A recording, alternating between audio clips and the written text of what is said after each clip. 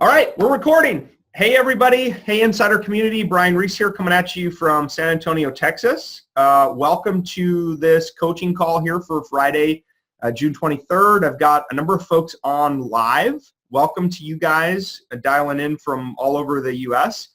If you're watching the recording, welcome to you as well. I think there's going to be some nuggets here that we can pick out from everybody. And I'm just going to try to go in order here on today's call. So I'm going to start with Patrick because he shows up on my screen here in gallery view. Hawaiian shirt day at work, says Patrick. That's awesome. That's pretty cool, man. So welcome, folks, just dialing in. Hey, Cody, I'm putting you on mute, man, only because, hey, Gary, welcome. Put you guys on mute just because it gets pretty chaotic. So what I'm going to do is I'm going to unmute Patrick. He's going to go first with a question. But what I want you guys to think about as I'm talking to you and we're answering and serving and supporting each other today, and if you're watching the recording, think about how does this apply to me? All right? We can all learn something from somebody else's situation. So just be thinking about that. How does this apply to me? Mr. Patrick Walsh, Hawaiian shirt day, man.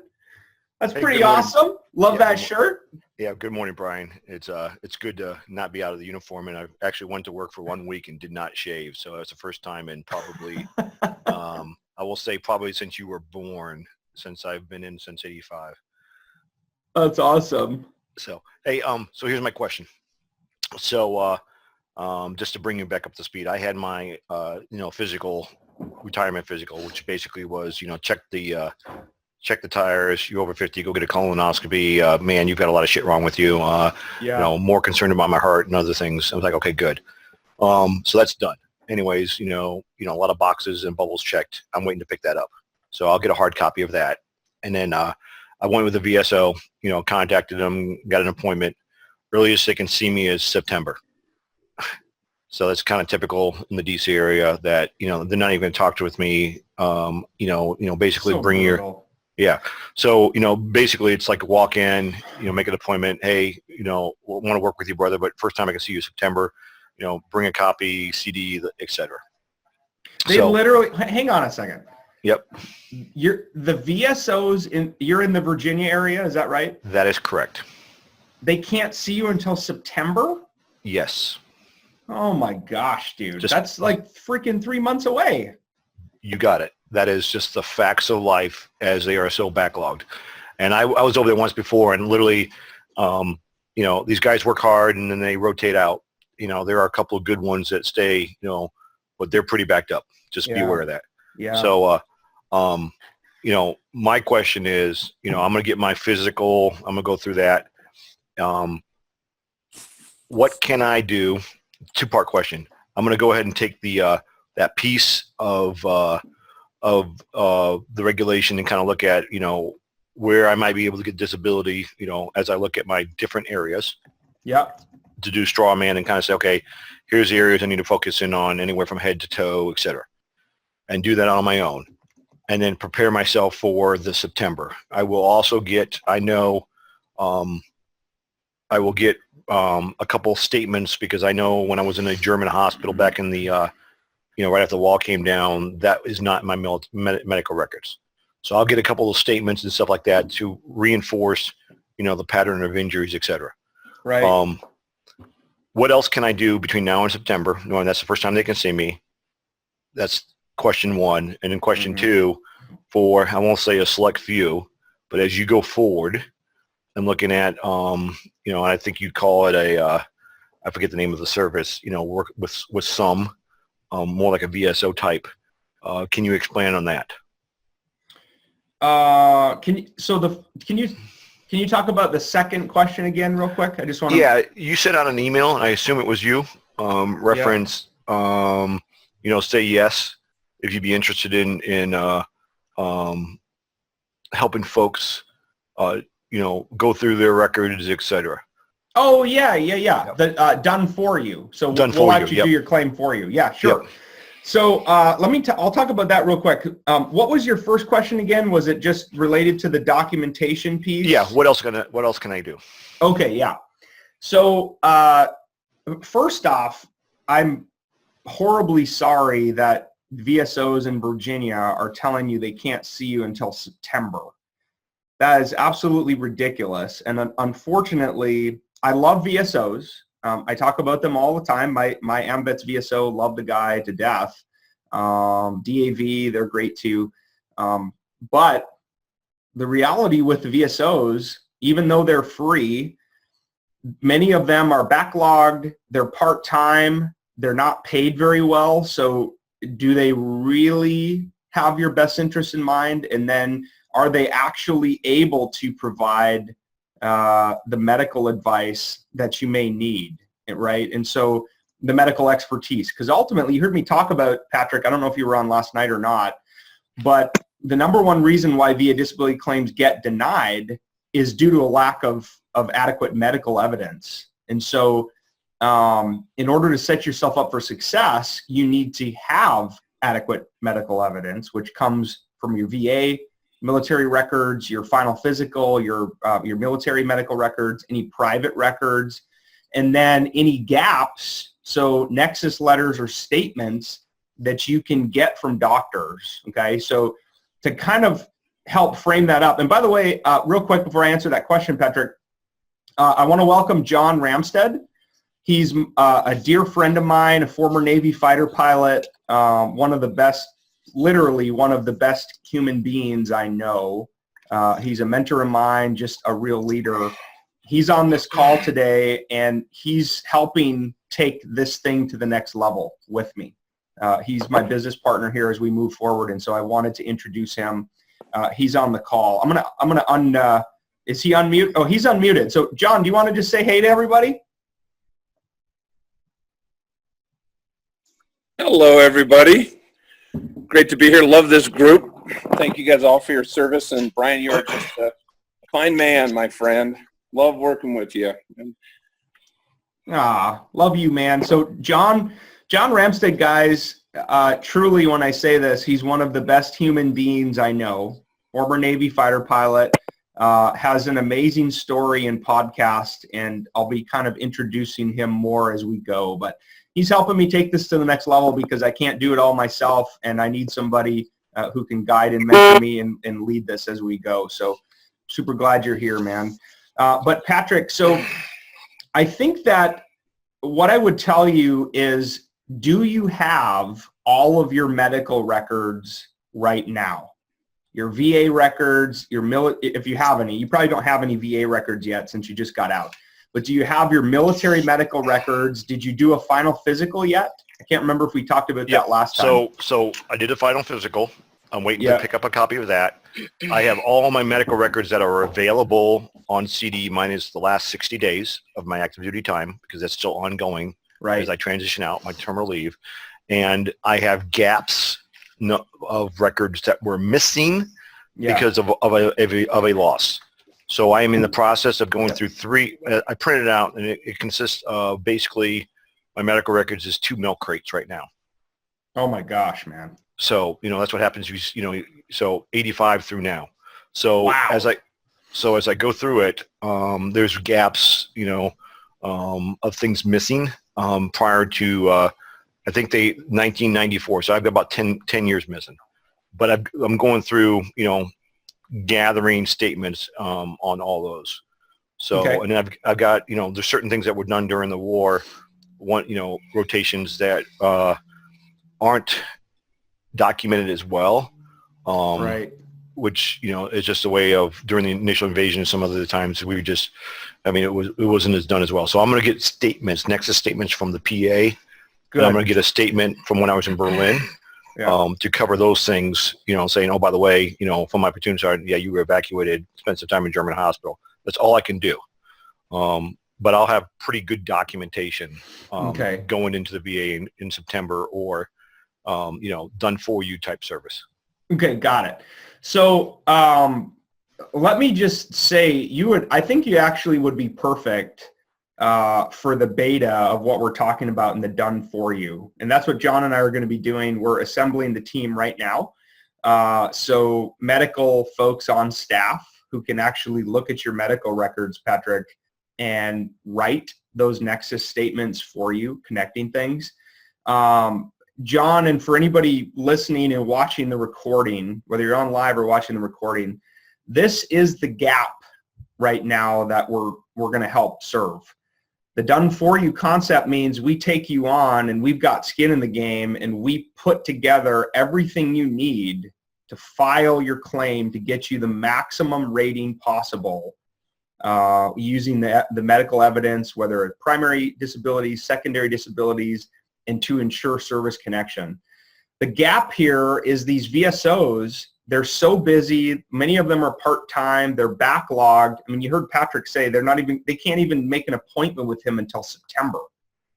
So that's potentially 2.5 months of lost income, tax-free income that you could get if you filed. So Patrick, I think you'd be perfect, actually, if you're willing to be patient with us for the done for you, and we can actually package your claim and get it done for you, and we can start working on it right away.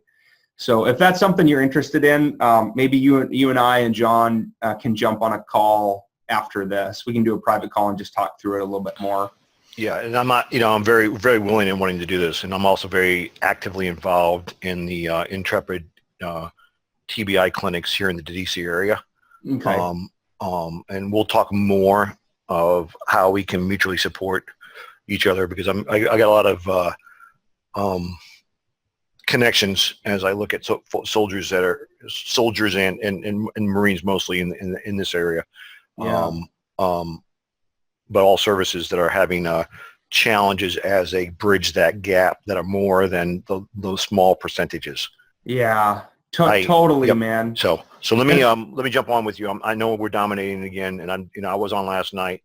Cool. I'll link up with John and you, and between work schedules, we'll just set up something. Sounds good, man. Hey, All love the Hawaiian shirt. Yeah, and yeah. So hey, for everybody else, this is very helpful. Jot down notes as you go through this, because some of the same questions are coming back up.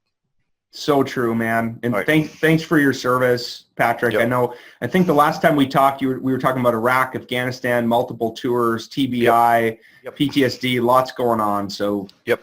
Glad you're here, man. Yep. All right. All right. Who's up next? Somebody post in the chat box. The first person to post, I want to ask a question. They're the one who's going to get to go next. So I'm watching in the chat box. Nobody's posted anything yet. Who's going to be the next one? Who's got a question? I'll take you off mute. It's a race to the chat box. Hey, Leo. What's up, man? Good to see you. All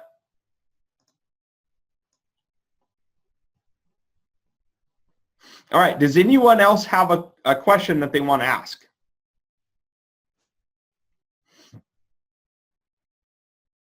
John Robinson. Okay, John Robinson was first. Cody, you'll be after John, okay? All right. Hey, John. Hey, how's it going? Good, man. How are you? Pretty good, pretty good. Awesome. I know the last time we had chatted, it was a little bit more about kind of the situation that you're in right now. And correct me if I'm wrong, but you're a nurse. Is that right? And you work in like an emergency function. And we had talked a little bit about some of the risks potentially of medicinal and medical marijuana and how that might affect your job, your position, and any risks there. But I think the main thing was we were talking about how can we get your claim filed, right? Yeah, and that's what I'm going to talk to you about, because I really would like to do the done for you just to get it, going, and want to know more about that process. And also, if I could help you anyway on the medical side, I'd be willing to do that too. Oh, that's awesome, man. I appreciate that. That's I'm glad you brought that up, because and thank you to Patrick as well, and for anyone else who can contribute as we do the done. So think about this, right? The done with you is what we're doing right now, which is the mastermind, and that's awesome. But some of you want to say, you know what, I need a lot more help. I want you to just do it for me and help me. And that's a whole nother level of service. I mean, that's basically a full-on consulting engagement for me and the team. And so as we do that, it's going to be way more than just about me and you. We're going to need likely nurses, nurse practitioners, medical doctors, people who are viewing your claim at different points in time to add the proper evidence, whether it's a medical nexus, potentially connecting things. And so I would really appreciate you guys and you all if when you're thinking about this, if it's you or someone you know or other troops you served with who need help, we're going to need all the help we can get. I can't do this on my own. I know that. And so if I'm going to serve and support you the best way that I can, I'm going to need y'all. So I really appreciate that, John. I would love to talk to you more about it. Did you file a claim yet? I can't remember if we talked about that. Yes, I have. I do have claim in for the PTSD, my sleep apnea, and I'm going to see my ortho doc next Wednesday. I need to get a nexus letter from him. So I just had surgery on my right knee, but I'm service connected for my left. Okay. That's true. But you mentioned to me to do before, and I now have to go get some of my records from Walter Reed because they're a lot of it disappeared from there. That was my last duty station, and just I guess upload everything that I need to upload and get all my statements and stuff together. Okay. What's your current rating, John? It's 10%. Oh my gosh, dude, you might even be 100, but you're likely somewhere between 70 and 100.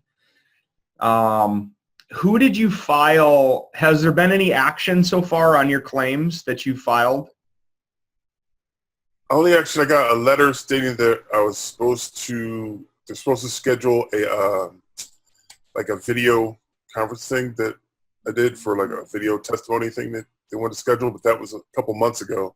I haven't heard anything else. That was through the DAV in Baltimore. A video testimony. Have you been denied before? I got denied before, so I'm appealing the sleep apnea stuff. Oh, got it. Okay. The freshest one that's been put in. Okay, got it. So my recommendation there is I would not recommend filing any other claims now until your appeal is settled. Because the problem is what can happen is, say you've got this appeal going on and it sounds like the Board of Veterans Appeals, the BVA, has scheduled a video hearing for you where you're going to actually be talking to a judge. The risk is if you're filing more claims now and you're in appeal for something else, it's possible that the whole process can start over again or that they miss one another. So let's talk a little bit more about your situation, but what I would do right now, John, is sit tight and wait until the appeal thing comes on. What is it for? The appeal? What were you denied in that you filed a nod for? For my back, my knee, and the sleep apnea. Okay. But I know they need my records for all that stuff because I didn't get my records in, and they had to just initiate the claim for the PTSD because they never filed my initial claim for it because I filed for everything all at once, and that was been, I know, a good 5 or 6 years ago. Got it. And it somehow or another they missed the PTSD on there. Okay. So. All right.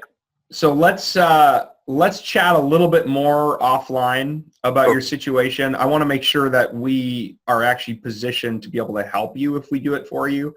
It might be a situation where we want to wait until the appeal's finished and then go back and do that. So I just want to make sure we serve and support you the best way we can. Okay. Okay. Great. All right, man. All right, Cody. You are off mute, dude. You have been so patient, and I appreciate that, and I know you have a lot of questions. So go ahead, man. Where are you calling in from?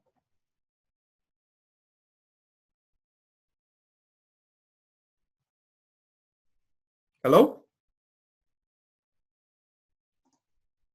Mute, unmute. Okay. Cody, can you hear me? Post in the chat box, Cody, if you can hear me. Know that you have your hand up. You can hear. Okay. I can't hear you. So that's the only problem. So I took you off mute. I don't know if you're dialing in, or maybe you've got a computer or something. Well, I'll tell you what, man. Why don't you, can you post your question in the chat box, and then I'll try to answer that. Maybe your microphone's not enabled on your device or your computer. Okay, so sorry, man. I'm gonna put you on mute, and we'll go to somebody else here. How about, so Kim has her hand up. Hey, Kim.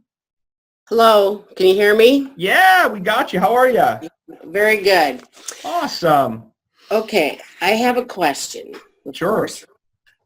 I started to, well, my first, let's see, in 04, I got 10% for my ankle and tinnitus, and everything else I applied for was 0. So last December, I sent in a statement that I was going to refile. So I've been collecting information from troops that I can find. And I ran into the comp and pen lady at the VA when I was there for an appointment. And she asked me why I hadn't made a comp and pen exam. And I said I had one. She says, it's not on record. You've never had one. So she made me an appointment for August sometime. I can't remember. Okay. So should I have my documentation to my Legion fella before my comp and pen? Or I'm confused. I don't know what's going on. Yeah. Or do I take all that with me to my comp and pen appointment? Okay, so I think I understand the question. Let me just make sure I've got the order right. So you filed you originally filed a claim in 2004. Correct. And you received a total rating of 10%? Yes. Okay. So were there a number of disabilities that were denied? Yes. Okay. So do you know off the top of your head why they were denied? Does it say? No, it doesn't say. Okay. One of the things you can do, Kim, is log into your eBenefits account if you have one. It's a free account with the VA. Yeah, I do. You do? Okay. So maybe pop in there, go on the left-hand side and click disabilities, and take a look at all the disabilities that you filed for, and it's going to show you, it's actually in the column, it says what the disability is, whether it was service connected or not, yes or no, and then what the rating percentage is. My guess is if you have a number of disabilities that you weren't rated for, my guess is the VA determined that they were not service connected, meaning they were not caused or made worse by your military service. Now there's ways to overcome that. I'm assuming if you filed for it, you believe that they are related to your military service. And so I think what we need to do for you is take a look at your whole file, and to answer the second part of your question, just so I'm clear, it's really about the evidence at this point. And so any medical records you have, you've got to get them now, and you've got to get them to your VSO immediately. So okay, the last one came in the mail yesterday. Perfect. I got all that. Do yourself an extra favor, make a copy of those that you keep. All right, I know that's painful. Okay. So Patrick, this applies to you too, man, and anybody else on this call. And let me tell you why I think you need complete copies of everything. When I filed my VA disability claim the first time, the VA actually lost my entire claim file. Nothing happened for almost 2 months. And when my VSO from AMVETS called and said, hey, what's going on with, Brian Reese's file? They said they didn't have it. They said they never got it. So imagine, had I not had a complete duplicate copy, the mess that I would be in. I mean, it would have been a total disaster. And so I I highly recommend, Kim, that you make, and for everyone on this call, whether you're live or watching the recording, that you have a second complete copy of everything. Okay?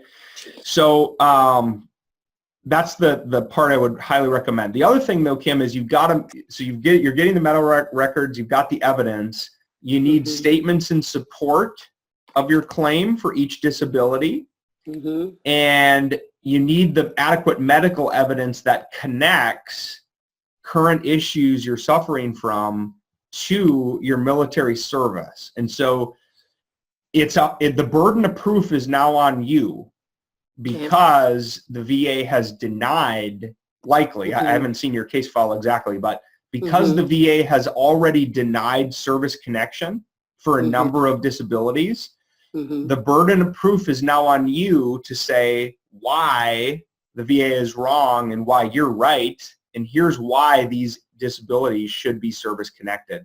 You do that with something called a nexus letter. There's a template inside the Facebook group. And yeah, and so I think we need to make sure we get medical nexus letters and opinions for you before going forward. Okay. Okay. Does that help? Yes, it does. Good, good, good, good. Okay. Thank you. Yeah. All right. Cody, you're back. Can you, I know you can hear me, but I can't hear you. So let me check the chat here. I'll read it real quick. Trapezius muscle strain. Was evaluated. Functional loss must be moderate.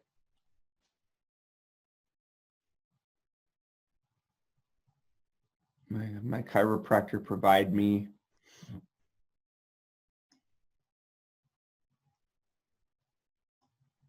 for limited range of motion to qualify for 10%.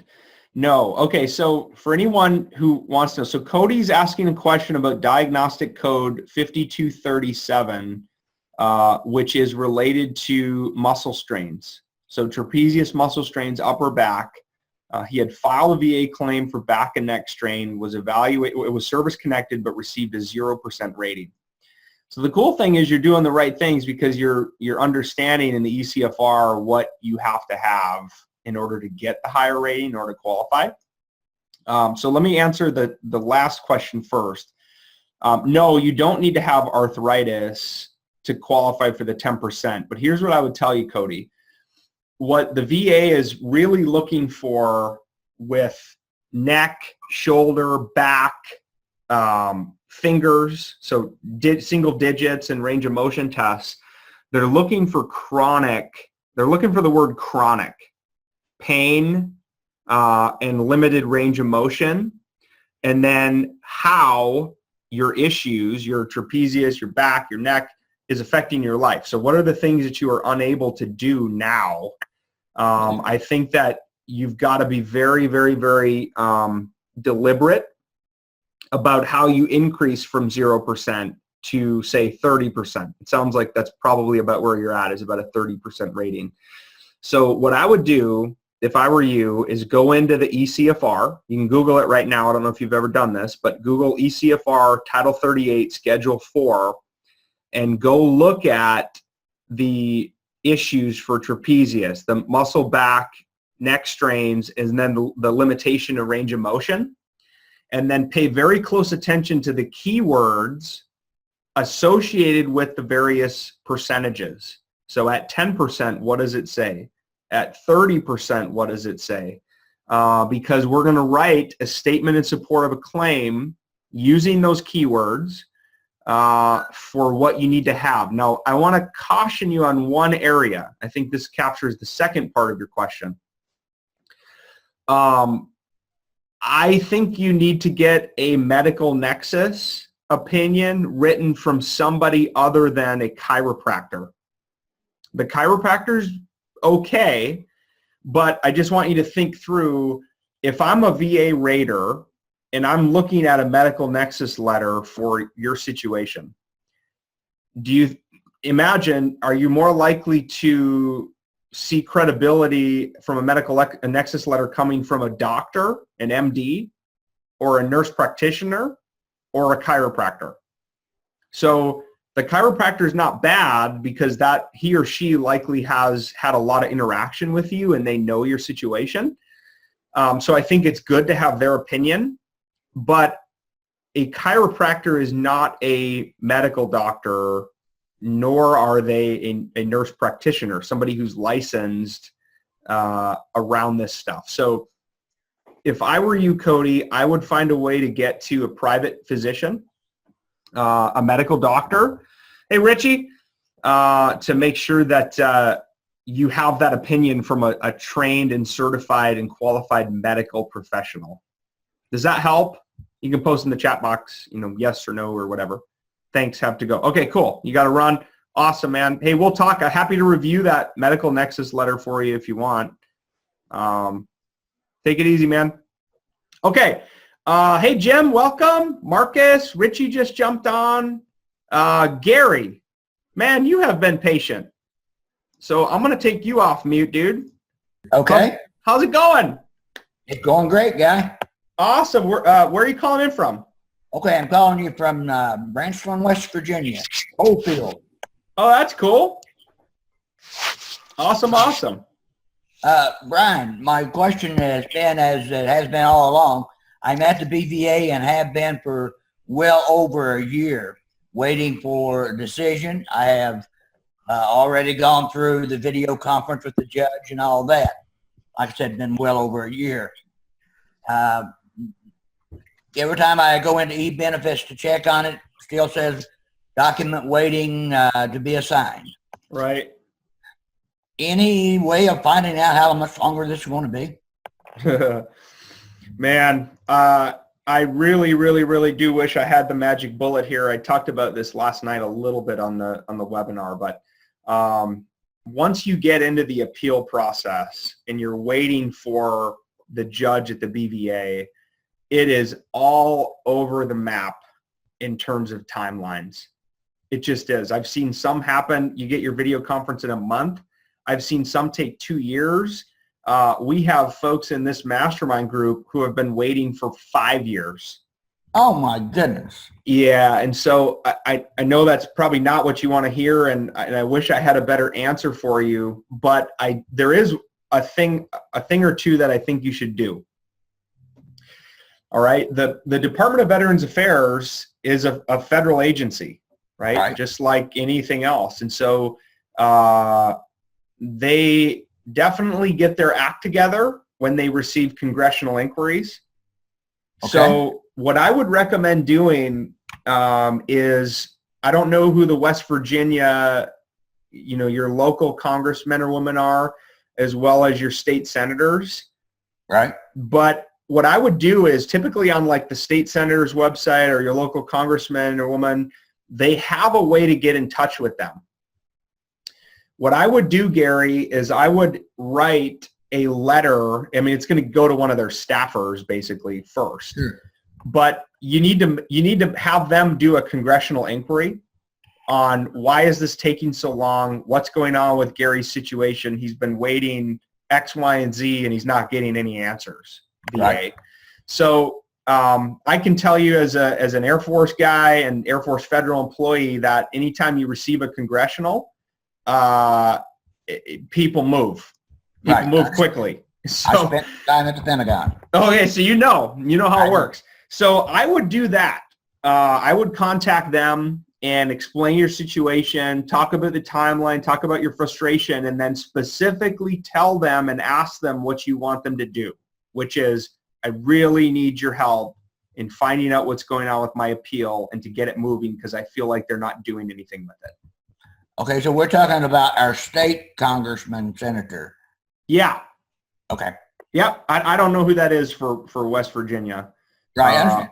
But whoever that is, you can literally do a Google search of, Senator Sally May, right? And their website will come up and they'll have a way to get in touch with them. Yeah, Shelley Moore Capito is our senator. Perfect. So I would start with, I would actually do both. I would do your state senator and whoever your congressional representative is in whatever district or county you're in. Right. I would do both. Okay. And just try to get some fire put under them. There you go. You got to light the fire, man. All right, buddy. That's what I was trying to find out. Awesome. Thanks, Brian. Of course, man. Okay. Rick has his hand up. I'll lower hand. Is this Rick St. Jean? Yes, it is. Can you hear me? Hey, man. What's going on? Yeah, I just have a suggestion for people. I have some secondary conditions, and I'm like IBS and GERD, TMJ, and then I have lower back issue. And my original injury was a neck fracture. I did an intent to file, and I'm going to wait for the done for you. But if people don't have a pending claim, they might want to do an intent to file. That gives them a year, and they'll back pay to that date. What a great point, Rick. And so, by the way, Rick is going to be helping us with the done for you. The dude is a master, and he knows a ton of stuff about this. And so I'm glad you're on, Rick. But what a great point. You can go in right now to eBenefits, literally while we're on this call, and you can go into disabilities. You can click add disabilities, and you can launch exactly what Rick's talking about, a notice of intent to file, which starts the clock, meaning you then have 1 year to get all your stuff in. But what Rick's saying is exactly right. It's important to do that because remember, even if the VA takes 11 months to issue you a final rating, if you file a notice of intent to file today, which is Friday, June 23rd, and the VA makes your final rating decision May of next year, right? That's like 11 months. You're going to be backdated from the date of filing.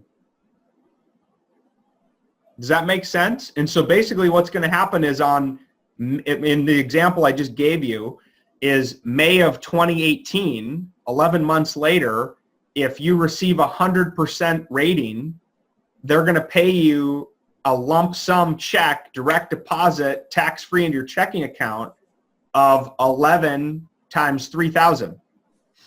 That's a lot of money. So what Rick is talking about here, I think, is very important and critical. And so let's think about that. Patrick, this might apply to you. Leo, Kim, Jim, Richie, I don't know where you guys are all at, but it might apply to you, and that might be a good thing to consider.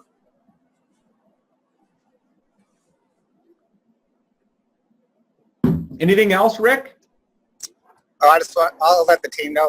And I went from 20 to 80% in the last year, and then I'm also getting SMCK, and I've done some claim with VSO, and I've also done it myself. So awesome. This is good stuff.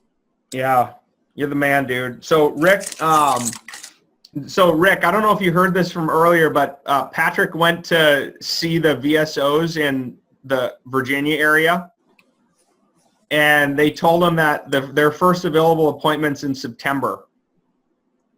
Yeah, that's incredible. Freaking ridiculous. I know, exactly. Yeah, there's definitely a need for this done for you. Awesome. All right, man. So I'm going to put you on mute. Kim has her hand back up, and then I'm going to go to, I think it was Leo who was next. A lower hand. Go ahead, Kim. Okay, I got on my e-benefits, and I found the ratings, the decision. So where do I go? Okay, for instance, PTSD. It says it's not service connected. That was in 04. Well, I finally found some of my troops through Facebook, and they've all said they'd write letters. I've received some of them. Mm-hmm. Is that what type of thing they're talking about that I need? That's one piece of it. So okay, what's the next piece?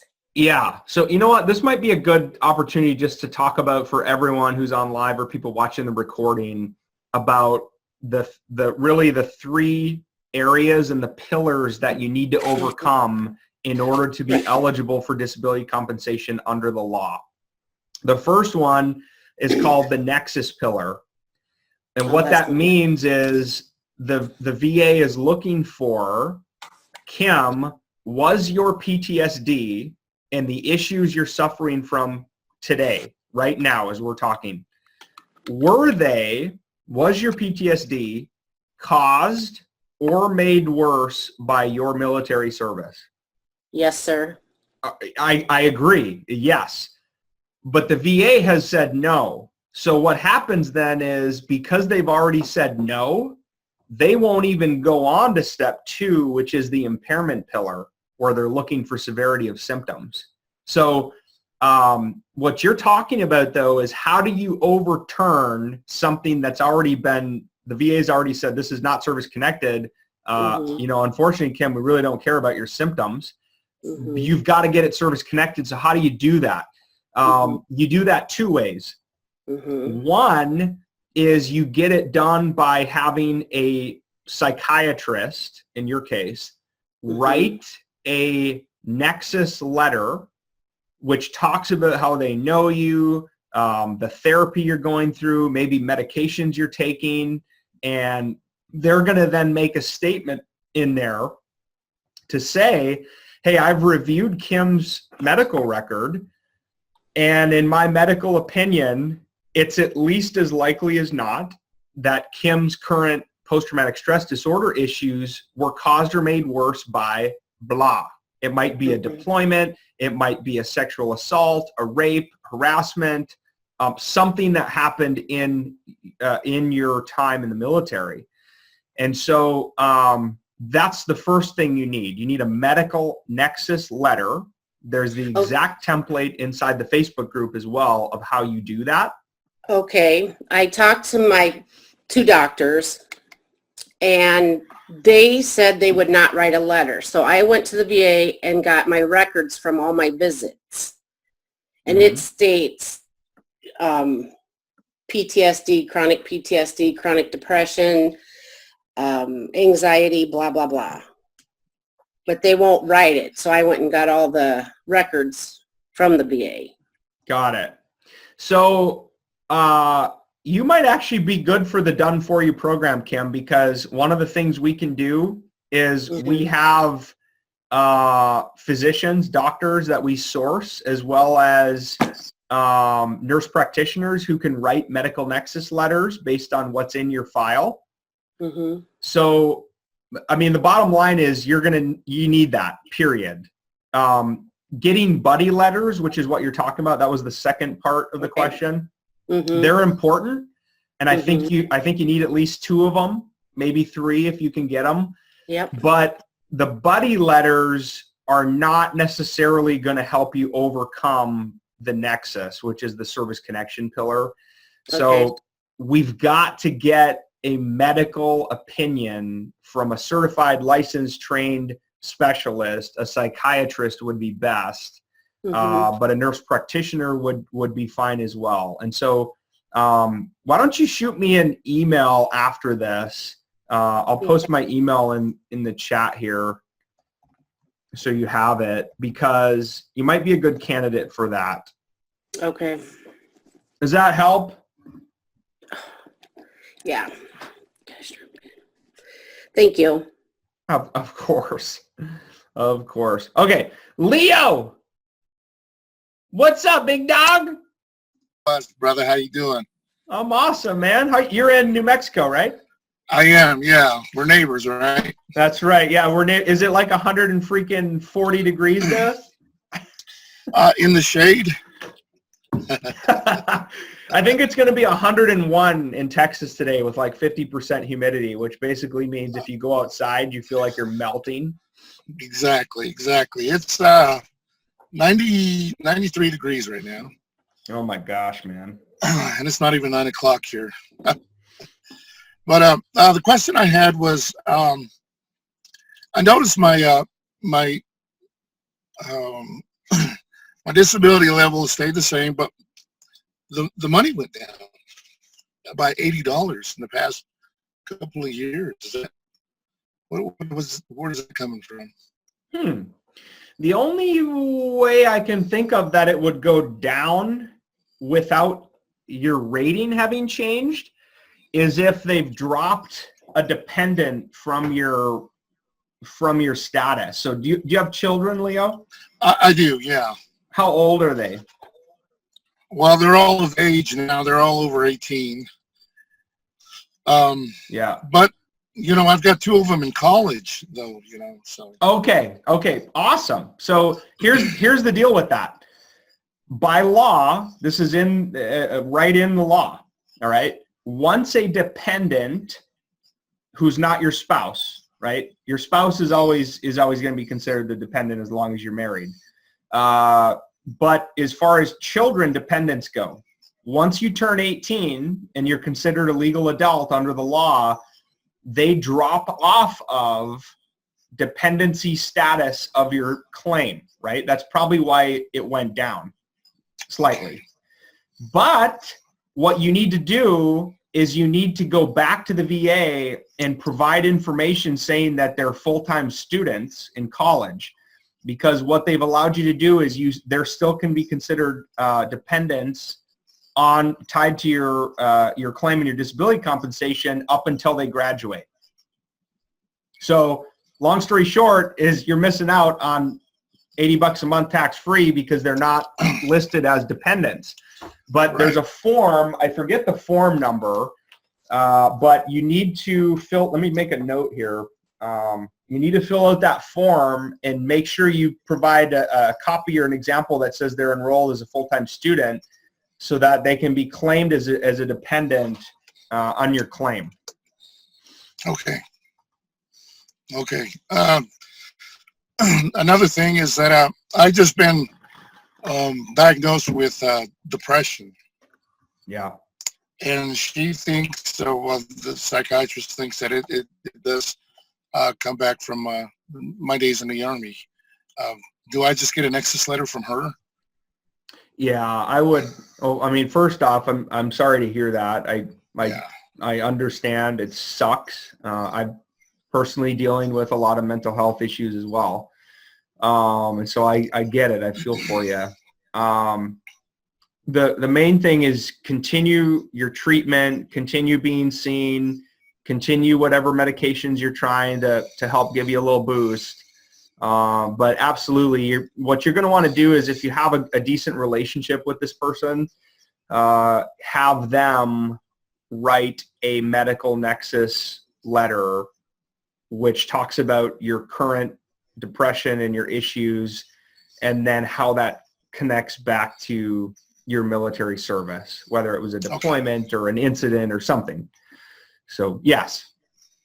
Okay, awesome. Yeah. Thank you. Yeah, man. Hang in there. I will. All right, man. Hey, Leo, just so you know, I went through the same thing with my kids for college, and they actually needed verification from the college that they are a full-time student with the graduation date and all that. And once that went through, it was great. Yes, you'd get a lot of extra money. So.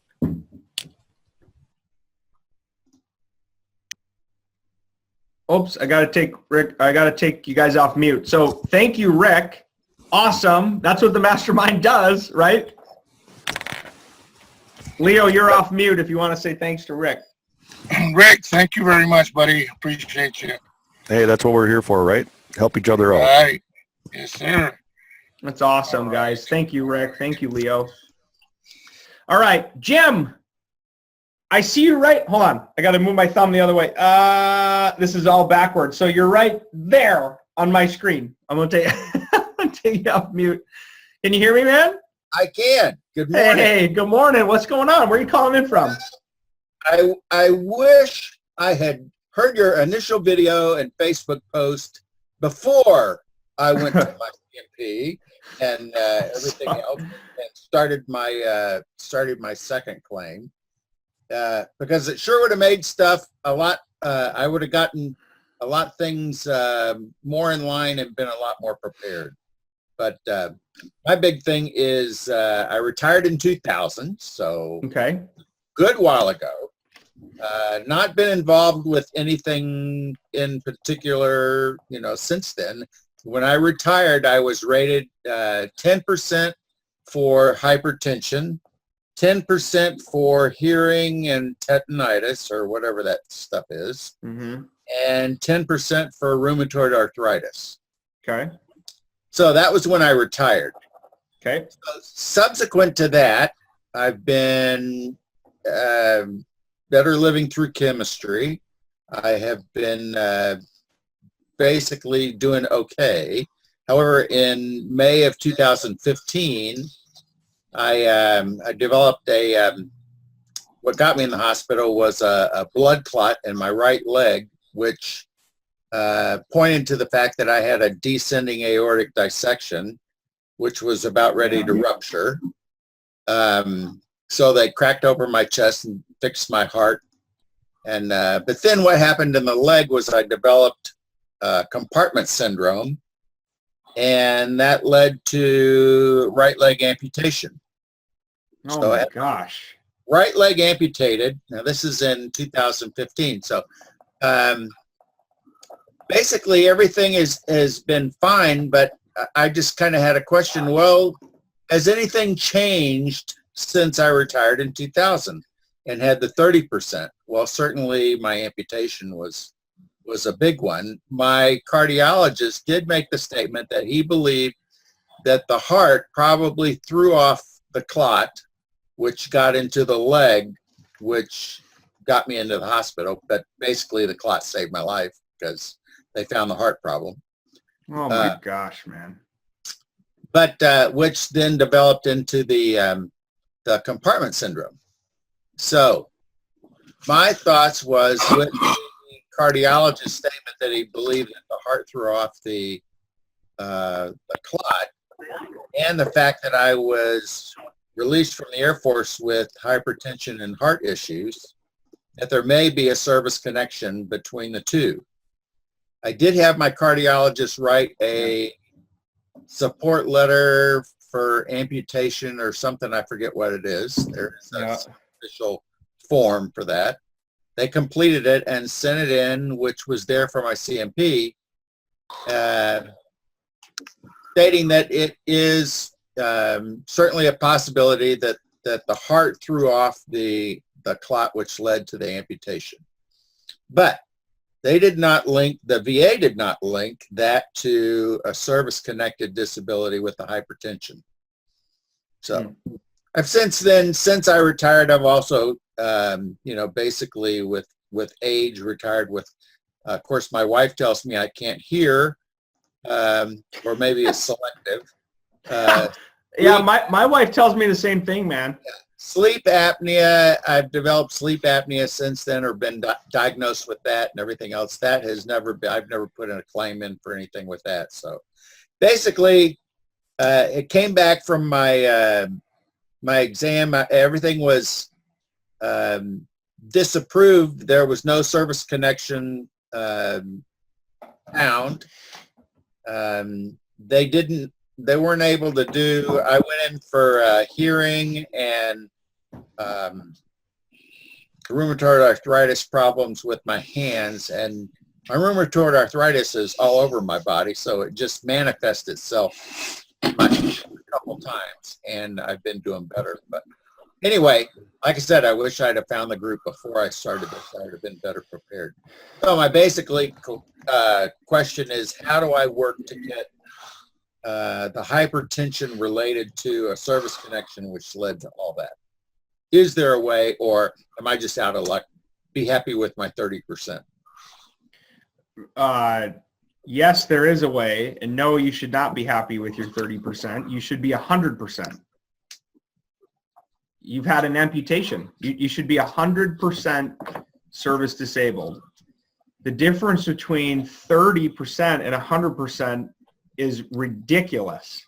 I mean, you should be getting, Jim, over $3,000 a month tax-free versus what you're getting now is probably, what, a few hundred? Yeah, about 500. Okay, 500. So there's a ton of things here that need to happen. I'm just thinking of the best way we can help you. So to answer the other question is it's never over. It's never over till you quit or die. And sometimes I think the VA is hoping for one of those. one of those two is, will the veteran quit or will they die, right? They're hoping for one of those two. I think that we can develop a comprehensive strategy for you, because it's going to be more than just a medical nexus. It's also going to be about linking primary and secondary conditions, and there's specific ways to do that. And the other thing, though, is I don't think necessarily we want to service connect it to hypertension. What would be my advice just off the cuff here? Did you say that? Can you tell me the 3 service connection disabilities you have again? Hypertension, hearing, and rheumatoid arthritis. Okay, so what we might want to do is talk to our medical staff and see if in medical journals or in writings there's a way. Hey, Richie, I'm just putting you on mute, brother, just so I can hear Jim better, okay? But we'll get to you, man. There's a way to connect everything, literally. The body, think of the human body. It's one functioning system. And so something breaks down, it affects something else. So there's likely a way we can link hypertension to heart issues, which led to the amputation. What I would want to see, Jim, before I steer you the right direction, is your rating decision letter from the VA and what it says of why they denied you. Why did they deny service connection, and then what was the code they put in there, and then what was the reason? So they always list like a reason statement. They're required to do that. And then what we've got to do is attack it with medical evidence and get the appropriate documentation in your file, so that when it flows forward again, they look at this and go, oh my gosh, the guy had an amputation. It's a secondary to a service-connected disability. All the medical evidence is here. Here's the medical nexus letter that links them together. Yeah, it's service-connected, and here's what's happened in his life. So I will tell you flat out, you're getting screwed. You should be 100%. I like that. It's just we'll press forward. Like I said, I'm glad I found the group. I look forward to learning and working with you more. Awesome. Hey, will you do me a favor, Jim? Can you send a message to me? Send an email message. Brian, I'm actually I got a little bit of a new email address here because we're going vaclaimsinsider.com. Send a message there. Can you see the chat box? I can. Okay, I listed 2 email addresses there. That's send one to me and send one to John as well with your information, your cell phone number, a good email for you, and we'll follow up on how we move forward. Okay, great. I'll do that. Look at John. So how awesome is this? This is why I freaking love you guys. This is from John Robinson. Who's a nurse, so he understands this. It has to be from the heart issue. I'm on medication for blood clots now, and I know where and how they form. Perfect.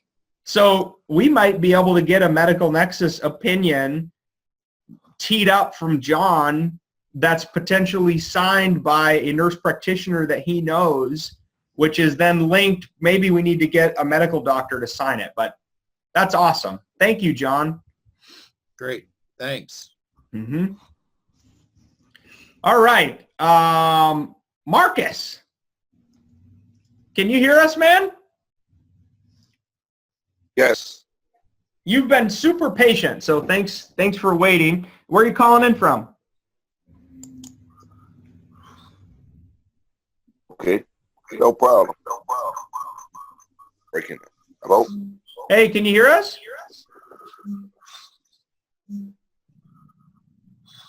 You might. I think we might have a bad connection because I'm getting a lot of feedback. I can hear you now. All right. How can we help, man? Got a question. I was denied for tinnitus because they were Shoot, I had, hold on, I'm putting everybody on mute here. Richie, it looks like you're dialed in from 2 different devices. Okay, hang on 1 second. So I muted everybody. Marcus, can you hear me? I can hear you. Yes. Okay, perfect. That's better. Hey, folks, I would just ask, please stay on mute if you're not the one asking the question, just because there gets to be a lot of feedback, and then we can't hear and understand everybody. So go ahead again, Marcus. Okay. I was denied for tinnitus because he was saying the results. 1 second. The results were inconclusive. Mm-hmm. Because he did the CMP test, and he was saying that he said the results were inconclusive because of speculation. I had inconsistent audiological test results. Mm-hmm.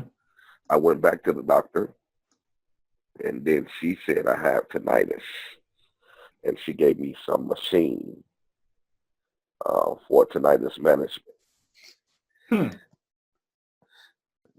But, I don't know how to attack that. Do I need to get a nexus? Do I need to go outside the VA? So I think there's a couple things going on. Let me make sure I understand. So tinnitus is different than hearing loss. Tinnitus is the ringing of your ears. Correct. Yeah, all right. And it's actually called tinnitus recurrent is what the symptom is. The max rating is 10%. What I think is going on, so very few people get denied for tinnitus. And I'm sorry that happened to you, but there's a way we can overcome it. And the interesting thing is there is actually no proven test that I'm aware of for tinnitus. Okay. What the VA does and private physicians is they do something called the audiogram, which is it's a hearing test. And they do the beep in the left ear, raise your hand if you heard it, raise your hand, and they're testing your hearing at different frequencies and decibels. But the reality is there's not a way per se to test for a ringing in the ear or a constant ringing other than potentially they have the audiogram. So what I think we need to do 2 things. You need a medical nexus letter from an audiologist. That's okay. the person who administers the audiogram, or a nurse practitioner would be fine as well. But you also need to add some statements. So Marcus, are you in the Facebook group, the Mastermind group? Yes. Okay. So if you go to the top of the page in the Mastermind group and click the Files tab, if you're on a mobile device, you might have to click the dot thing that takes you to the other sections. But there's actually the exact template statement in support of a claim that you need for tinnitus. And it lists a few things that you need to have in there. The diagnosis, tinnitus recurrent, the situation or the in-service injury. I don't know what your job was in the military, but you've got to tie it back to an MOS or an AFSC or whatever, an incident in the military that caused you to have tinnitus. Okay. Right. What did you do in the military? I was field artillery. Oh, that's a slam dunk, dude. And they got it in the denial statement saying that they know that I was in field artillery, but my test results were inconclusive when I did the audio. That's ridiculous because the test result is testing for hearing loss, not tinnitus. So we can help you, man. You've got to so go on I'll tell you what, go in the Facebook group, pull down that tinnitus statement in support of a claim. And then also look under the Files tab. There's a medical nexus letter example in a template. Okay. And we need to fill that out and then get that signed. And then we need to file a new claim for that. What I would recommend doing though, Marcus, is going into eBenefits now and opening up a notice of intent to file so we can get the start date going right away. Okay, so we're gonna do a new file for this. Yeah, I would do a new file versus appealing. How long ago were you denied? It's been like 3 weeks now. Oh. So are you working with a VSO? No, I tried to, but he was like, if it's not in your files when you got out, then how are you going to appeal it? And I was like, that's what I need your help for. That's not true at all. Right. I said it don't have to be in my files for me to have tinnitus. Good grief. Okay, so I'm having a hard time finding someone to help me with that. Well, you found us, dude. So You're right. I'll tell you what, man. Can you post this in the Facebook group? Okay. Post the issue, the question, whatever, because I want to answer it for everybody. And I can tell you your VSO is feeding you a load of crap. So it's terrible. Yeah. So you think I should file a new claim or appeal?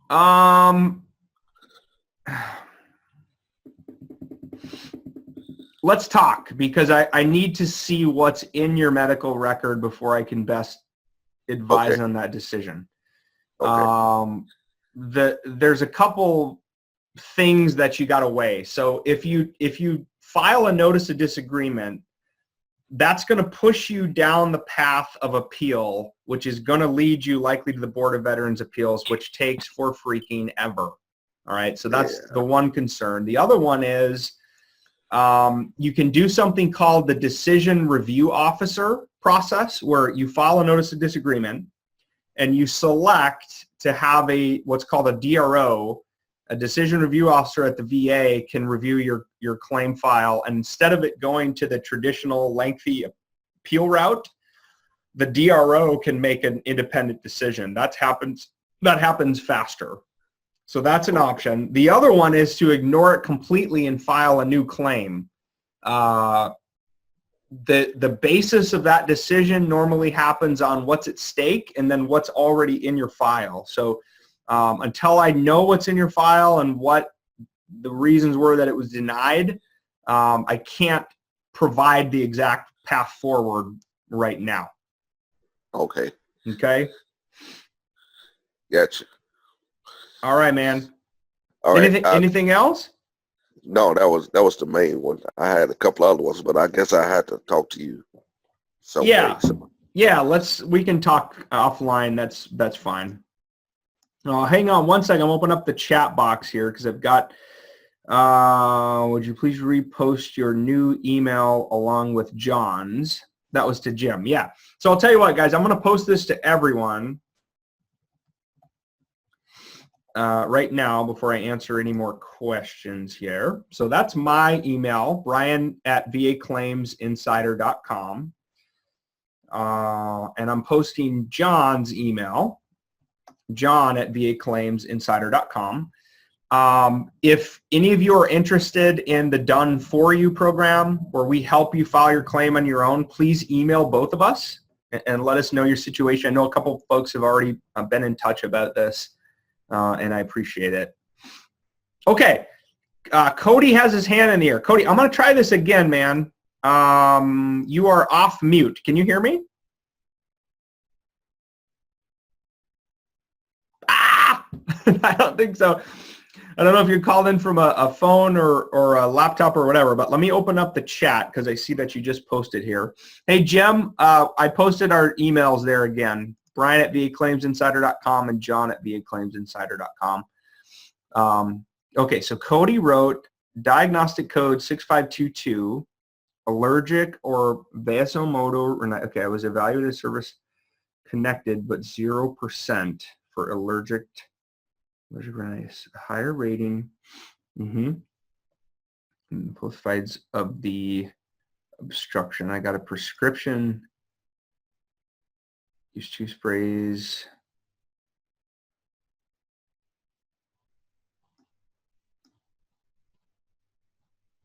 Yeah. So, hey, Cody, can you answer real quick? And no problem, Jim. Can you type in the chat box real quick if you've already had the CNP exam, or are you waiting to have it? I'll wait for that answer before I can best advise you. Already had it. Okay. So it's all about severity of symptoms, man. It's what is in your medical record when you filed, and then how the CNP examiner felt it was on the day they saw you. And then they're going to write their opinion. So to answer your question, I don't know for sure because I haven't seen your medical record, but okay, you plan to refile. Probably a good decision because of what they rated you at. So in order to get the higher, the 30 or the 50% rating, there has to be that obstruction, and it has to be considered chronic. You've maybe heard me talk about that word before, but chronic, recurrent, constant, those are all things I think that you need to have in the medical nexus letter or in your file in order to receive the higher rating. Because at this point, dude, the burden of proof is on you. And in order to prove that, the continuity of symptomatology is the legal term. I know that's ugly, but all that means is how has this gotten worse over time, and how does it stem from your military service? And so we've really got to up your game on your medical file, if that makes sense. Okay. Yes, it does. Cool. Awesome. All right.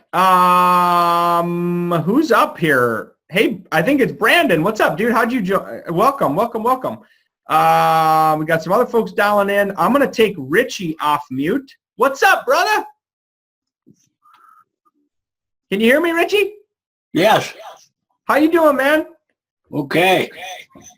Awesome. Hey, it looks like you're dialed in on maybe 2 different devices. Well, I am because I can't get any sound on my computer, so I have my cell phone on too. So here's the only problem. I get that. The only problem is they're causing a lot of feedback with each other. Okay. Do you have like an iPhone or a? It's what do you have? It's an LG. LG. Is it a flip phone or a smartphone? Smartphone. Smartphone. You should be able to dial in directly from your smartphone.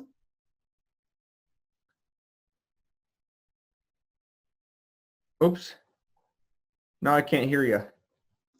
Can you hear me? Yeah. Oh, there we go. Now you're on and you're from your smartphone. Perfect. Okay. The only reason I got on the computer because my cell phone's at like 17%. Oh, got it. Sorry about that. Let me just get down closer to my cord. Yeah. So I can plug in and I won't shut off on you. Oh, awesome. How can we help, man? I was singing your praises last night. I'm always like, I love Richie Fisher, man. He joins every call we have. I had a CMP yesterday for my back, but she didn't seem to, she had me doing all kinds of bending and turning, and I was wore out by the time I got done. So I don't know. It didn't seem to me like she was buying anything I was giving her. So I'm not sure how that'll work out, but that's just one of my many. So it's not really that dire that I get anything more on that. Was she, so I know that we've talked about this before, about your back. Did she do a range of motion test? Well, she had me doing all kinds of turning and bending, and I was able to do some, and didn't throw me into agony. So I don't know if that's going to mean anything or not. It might. So here's kind of the general issue, Richie, and the gist of it. So this applies to you and anyone on live or watching the recording when it comes to range of motion. So this is dealing with hands, shoulders, neck, back, feet, legs, whatever the situation is. The C&P examiner is going to conduct a range of motion test, and they actually have like this little caliper thing where they're going to try to measure at what degree is it too painful that you can't bend or move anymore. If you look in the ECFR, Title 38, Schedule 4, I mean, it's very specific in a number of areas of the limitation of range of motion that you have to have in order to qualify for a certain percentage. Right. So it could be good or bad. Thank you, is it Brandon? It's called I don't even know how to say that. Goniometer. A goniometer? I'll call it a calipers, but whatever. But the same thing. So it sounds like she was doing that, but it could be good or bad depending on how far you moved. Well, see, my main problem, my main pain with my back is mainly when I'm walking. It's not bending. In other words, my back doesn't always hurt when I bend. It's just like when I walk for a while, my hips hurt. The side, well, they say that's not your hips. That has to do with your back on the outside of my hip, where my hip should be. Yeah. They say usually your hip is if you have pain in your groin. Right. That usually indicates it's your hip. But interesting. I can bend without getting a lot of pain. It's just that when I'm doing stuff, certain ways that I turn, I'll get a shot there. Now I know I have a couple of spaces in between the discs that are narrow. Mm-hmm. I had an MRI and she had that to look at. Hey, Richie, I'm going to take, I think it's Brandon. I'm going to unmute Brandon because it looks like he might have something to add here. Is it Brandon? Yeah. Hey, man. How you doing? Good. Good to see you. Can you hear us? Yeah. All right. So I've got you and Richie unmuted. So I think you just mentioned to Richie that you think it might be a nerve issue. Sounds like it is. Sounds like your extended walking might be causing some inflammation in your back and then start to pinch some of the nerves in your legs, causing leg pain. Well, I have trouble with my one knee, but she said that wouldn't be caused by my back. Not most likely not, but any kind of. I do have neuropathy in my feet. That sounds like it could be some impingement in the nerves there, that either you have some bulging discs that are pressing on the nerves. So. Well, there's one that's slightly bulging, but they're like the space. I forget what she called the space in between the vertebrae. The space in between the vertebrae is narrowing. Oh yeah, like that happens over age. Just become like in two different places. So they're just wearing out, I guess. Oh yeah, sounds like it though. It is that your continued walking is causing inflammation and then pressing on your nerves, which is causing some. Right, and I get. Have they done I get the shots in my back and my spine. Have they done an EMG? No, they haven't done any. I don't know if I should ask my primary about that, or I mean, Yeah, I would recommend that you ask your primary to see a neurologist to see if something's going on with your legs because of your back.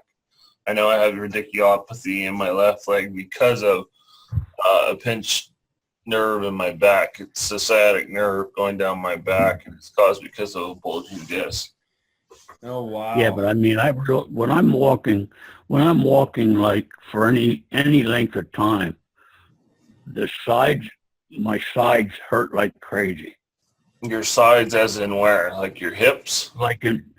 Well, the outside, like my hip, but they tell me that's not my hip. That's my back. No, that's yours. That's where your sciatic nerve runs, is right there at kind of the front part of your butt cheek.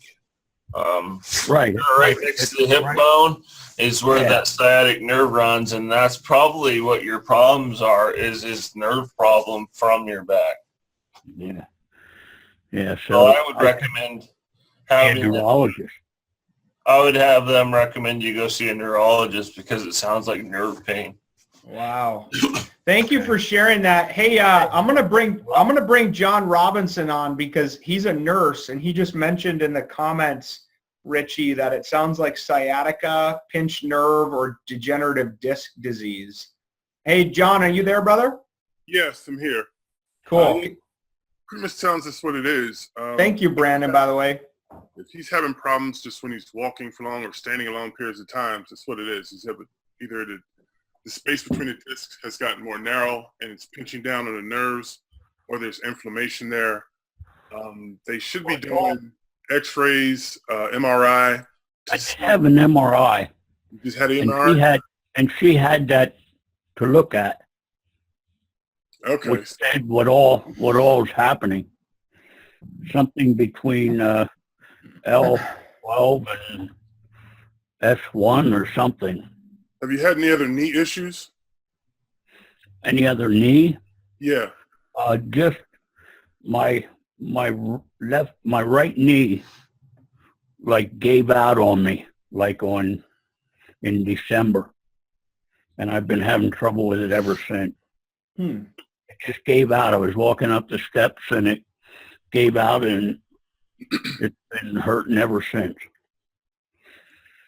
That's part of it also. Have you had previous knee injuries, anything like the military, anything prior to that? Because it's all like Brian was saying, it's all a system, it's all connected.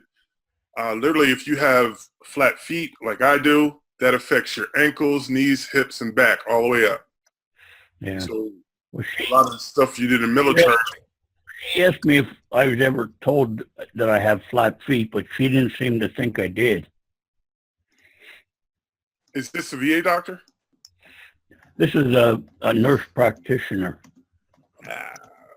I would go to outside ortho doctor. Yeah, she was the one who did my CMP. Okay, I definitely would go to an outside ortho doctor because they're going to do more extensive. They're going to know how to read that better and tell you everything up and down. I didn't know my left leg was shorter than my right leg, which really threw everything off for years. Mm-hmm. Well, I had gone to a doctor when I was in service in boot camp with back pain, and thinking my one leg was shorter than the other. So that's in my military record.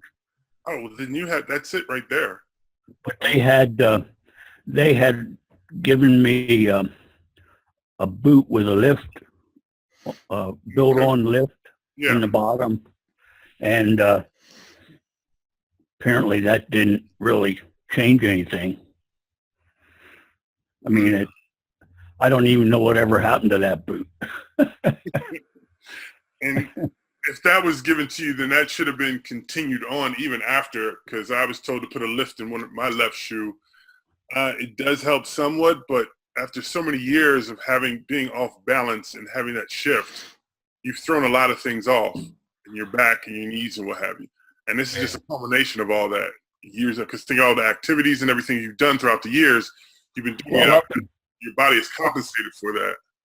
Up and down the hills in Vietnam didn't help any either, I don't think. Oh, hell no. No, not at all. Not at all. But I would definitely see an outside orthopedic doctor. and have them read the MRI, take their own x-rays, and do their own test, and they'll write it all out. Because that's one of the things I have to do next Wednesday with my doc. Have him get it, write it all out. I've been seeing him since 2000, and I just, you got to have that documented, because the nurse practitioner is not an ortho doctor. I mean, though they're a practitioner, you have to understand what they specialize in, because each one of them has an area they specialize in. Right. That's what I thought I would see, like a ortho doctor, but she said she was a nurse practitioner. Nah, I would get my own outside ortho doc and get it all written up and bring it to them. That's even the guidance. That's awesome advice. Hey, John, guys, we're about to close up shop here. We're past 10:30.